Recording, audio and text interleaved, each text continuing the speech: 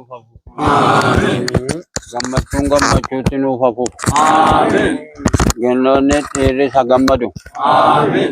Jaartis ijoolleen isa gammadan. Beekaa wallaalaa Rabbi nu haa gammachiisu. Wallaalaa Rabbi nuuf haa beeksisu. Beekaa Rabbi umrii nuuf haa dheeressu.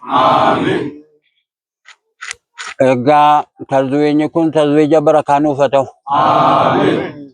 Tazwiija akkamiiti ammaan booddee egaa gizee akkana Rabbitti nu gahee gammannu akkaataan fuudha keenyaas akkaataan heeruma keenyaa fi haala bareedduu kanaan xaxxataa kanaan nu ta'uutu bareedaadha. Alana keessummaa qabdanii keessummaa shari'aa keessiftanii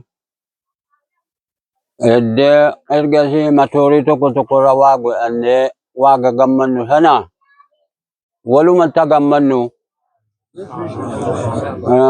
yookiin immoo waa keessa kaa'annes tazawwajuu isii jettusa. Isii dibbeen qabne waa'ee fuudha halaalaa dubbattu sana oo ta'e malee akkuma kanatti waliin gammaduudhuma kana Rabbi gammachuu nuuf haa godhu. Tokko tokkoon keenyaan immoo nama akkanuma taa'ee kennateetti gammadu nu haa godhu.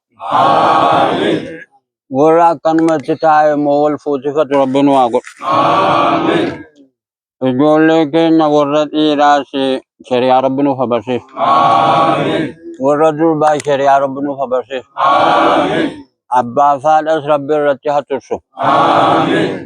Rabbiin egaa khayrii guddaa duniyaa fi akhiraatitti gammannu Rabbi nuuf haa godhu.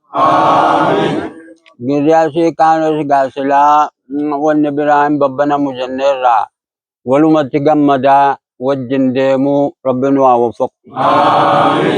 Harka walirra kaa'anne kan immoo tokko tokkoon kan kaffalamu Rabbi nuuf haa godhu. Inni ga'e takkatu buddeena argatu. Inni hin ga'in immoo nuuf haa guddatu. Inni ga'e immoo taraa taraadhaan Rabbiin buddeena barakaa qabu Rabbi haa baasu. Ijoollee keenya durbaatii buddeenni asumatti haa ba'uuf. Dhiiraafis haa ba'u.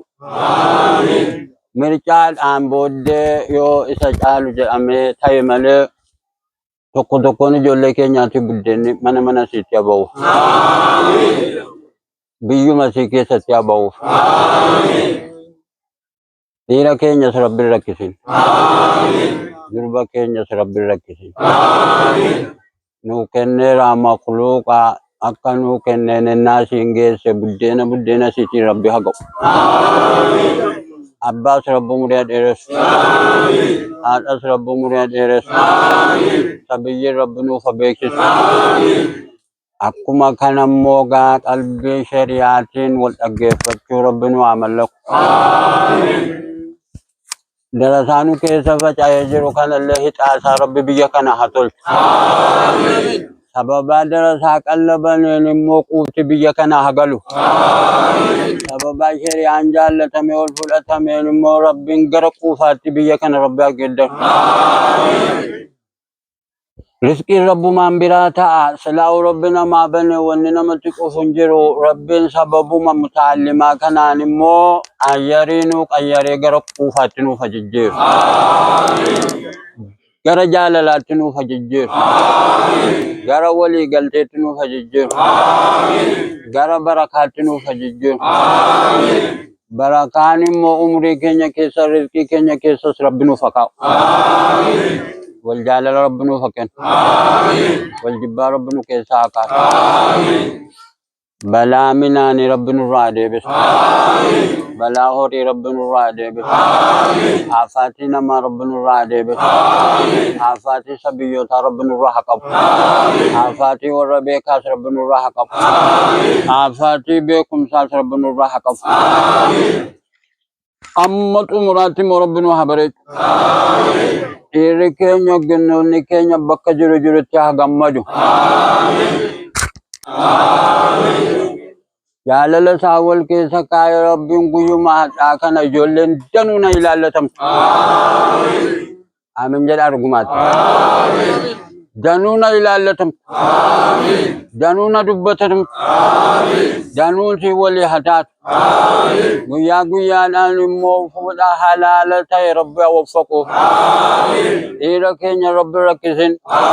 Durba keenya Rabbi rakkisin. Beekaa keenya Rabbi rakkisin. Wallaalaa keenya Rabbi rakkisin. Walumatti qabe Rabbi nu haa bareechu. Mee biyya keenya kana lawxii addisi Rabbi nu haa argisiisu. Guddina liyyuu Rabbi nu haa guddisu. Argannaa liyyuu Rabbi nu haa argachiisu. Amiin. Amiin. Amiin. Allahumma salli. Rabbi taguutu sakaa. Mau buat ada tidak bela. Waggang kau boko. Mungkin.